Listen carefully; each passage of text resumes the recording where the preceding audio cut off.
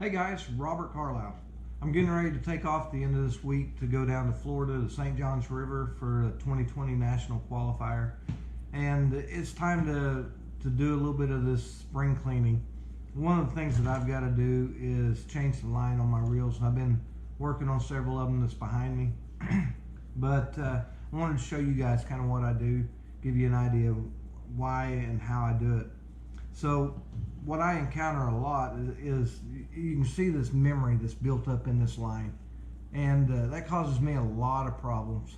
So I need to replace the line. So I've spooled off quite a bit of line, and now I'm going to put some new line on it. This is just 12-pound monofilament.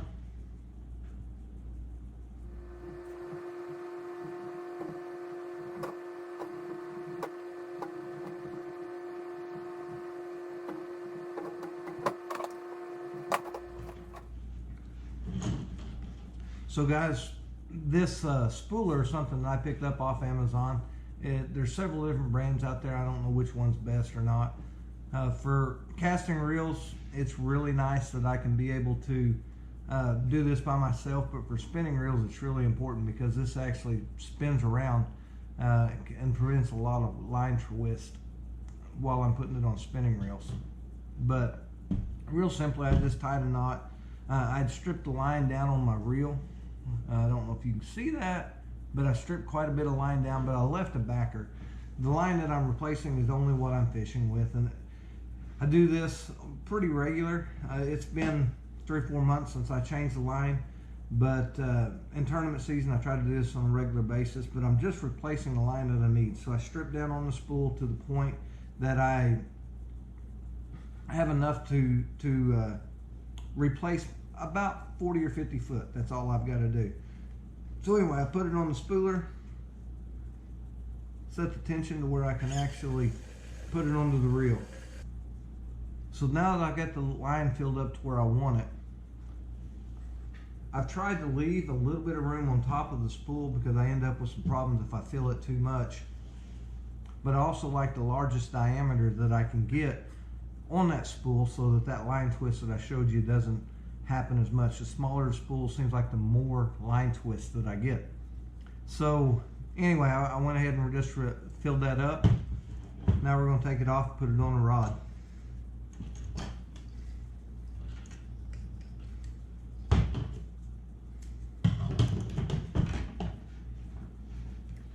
So guys, I'm going to introduce you, if you haven't heard of it, to a rod threading device. This is a rod threading device made by Erupt Fishing. I've got another one here in the package. The reason I've got 2 of them is that they ran a special on it at Christmas, and I was able to buy 2 for the price of 1. And I was pretty skeptical about this device before I had one. I really didn't think that I needed it. I know how to stick the line through the eyes, and I thought that might just be a waste of money, but I've really enjoyed it. So guys, it's really simple, and we'll show you. Literally all you do, stick the line through a little loop here on the end, and then you secure it into a notch. This little notch is what I'm talking about. You just pull it tight up into that notch. You don't have to tie it on or anything. Then you just run it through. Be sure that you have your lever pushed so that the line will feed through it. A little trick that I do is I go ahead and tighten up the tension on the spool so that I don't get a big rat's nest in my spool. But I go ahead and run it through all of my eyes.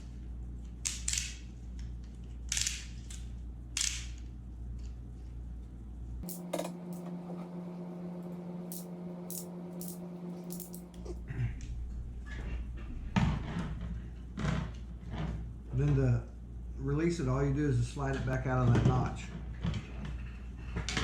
So now that I've got my line on my rod, I don't like to haul them without a hook on them. I want to be prepared for when I get to the tournament and ready to fish. So I'm gonna go ahead and grab one of these Grenada Lake tackle jig heads. Oh, I think this one we're gonna put a 1/16 ounce. Cool thing about these hooks is that those are really large for size for the diameter of head. So that's a 1/16 ounce with a, I believe that one's a 1/0 hook in it.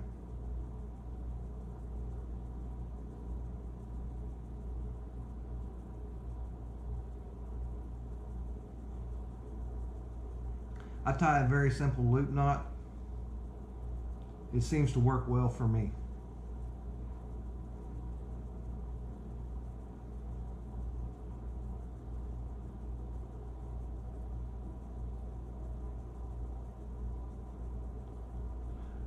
I really like the loop knot, but one of the things that I want to make aware is that I want the loop itself to be relatively short.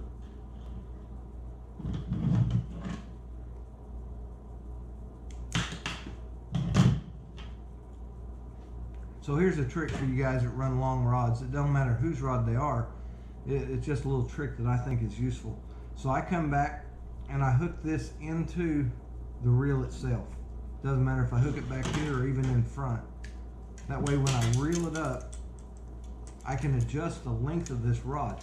So many times, and these Huckabees are the same way, that if I just let it set, the ends are not matched up evenly. And what you end up with is on this end, you end up with a section that is longer than the butt on the rod.